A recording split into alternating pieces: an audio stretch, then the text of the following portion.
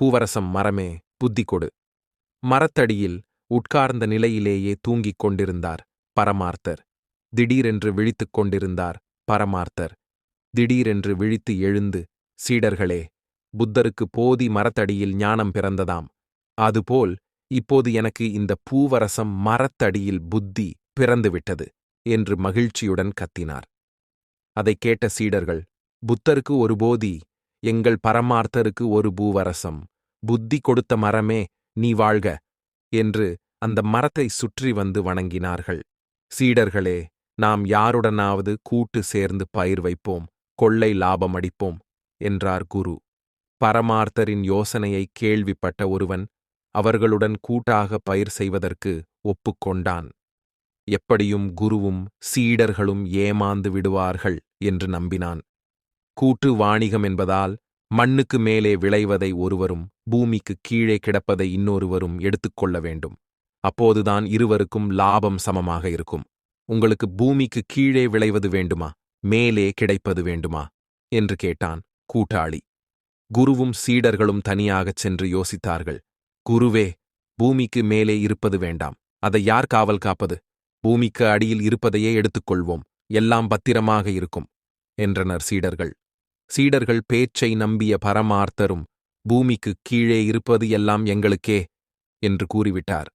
ஏமாற்ற நினைத்த கூட்டாளியோ சோளம், கம்பு, கேழ்வரகு என்று மண்ணுக்கு மேலே கிடைப்பவையாக பயிரிட்டான். செடிகள் நன்றாகச் செழித்து வளர்வதைக் கண்ட பரமார்த்தர், பலே, மண்ணுக்கு மேலேயே இவ்வளவு செழிப்பாக இருந்தால் அடியில் இன்னும் வளமாகக் காய்க்குமே. இந்த தடவை நமக்கு நல்ல லாபம் நிச்சயமாக கிடைக்கப் போகிறது என்று மகிழ்ந்தார். சீடர்களும் நம் கூட்டாளியும் நன்றாக ஏமாந்து போனான். நம்முடைய திட்டம் அவனுக்கு புரியவில்லை என்று நினைத்தனர். அறுவடை காலம் வந்தது. குருவையும் சீடர்களையும் அழைத்து வந்த கூட்டாளி, இதோ பாருங்கள், பேசிய பேச்சை மீறக்கூடாது. பூமிக்கு அடியில் இருப்பதை நீங்களே எடுத்துக் கொள்ளுங்கள், மேலே இருப்பதை மட்டும் நான் கொண்டு போகிறேன் என்று கூறினான். அவன் எல்லாவற்றையும் அறுத்துச் சென்ற பிறகு குருவும் சீடர்களும் வெறும் மண்ணை கிளற ஆரம்பித்தார்கள். எங்கு தோண்டினாலும் வெறும் வேர் மட்டுமே இருந்தது. குருவே, மோசம் போனோம் என்று அலறினான் மட்டி. ஏதோ மாய வேலை நடந்துவிட்டது என்று அழுதான் மடையன். குருவே, பாதாள உலகத்தில் இருப்பவர்கள்தான் எல்லாவற்றையும் அடியிலிருந்தே திருடிக் கொண்டு போய்விட்டார்கள் என்றான் முட்டாள். இத்தனை நாட்கள் கஷ்டப்பட்டு உழைத்தோம், எல்லாம் பாழாகிவிட்டதே என்று வருத்தப்பட்டார் பரமார்த்தர். குருதேவா, அடுத்த முறை பயிர் செய்யும்போது மேலே இருப்பதை நாம் எடுத்துக்கொள்வோம். நாம் ஏமாந்தது போல அவனும் ஏமாற வேண்டும் என்றான் மூடன். அடுத்த முறை பயிர் செய்யும் காலம் வந்தது. இந்த தடவை மண்ணுக்கு மேலே இருப்பது எல்லாம் எங்களுக்கு என்று கூறிவிட்டனர் குருவும் சீடர்களும். மறுபடியும் ஏமாற்ற நினைத்த கூட்டாளி இந்த தடவை வேர்க்கடலையும் மரவள்ளி கிழங்கும் பயிர் வைத்தான். குருவும் சீடர்களும் கடுமையாக உழைத்தார்கள். குருவே, செடிகள் வளமாக வளர்கின்றன, கொள்ளை லாபம் கிடைக்கப் போகிறது என்றான் மண்டு. அறுவடை நேரம் வந்தது. சீக்கிரம் மேலே இருப்பதையெல்லாம் கொண்டு போங்கள், நான் மண்ணை தோண்ட வேண்டும் என்றான் ஏமாற்றுக்காரன்.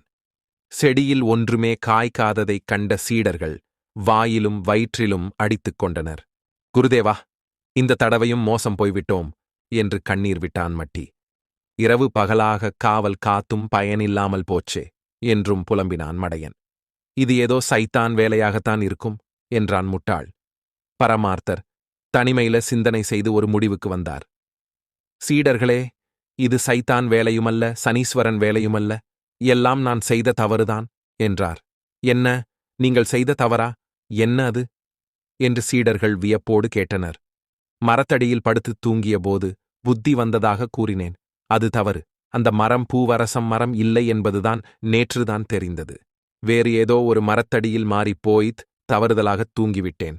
வாருங்கள், உண்மையாக பூவரசம் மரத்தடிக்குப் போவோம் என்றார். சீடர்களும் பூவரசம் மரமே, புத்தி கொடு என்று மீண்டும் தவம் செய்யத் தொடங்கினார்கள்.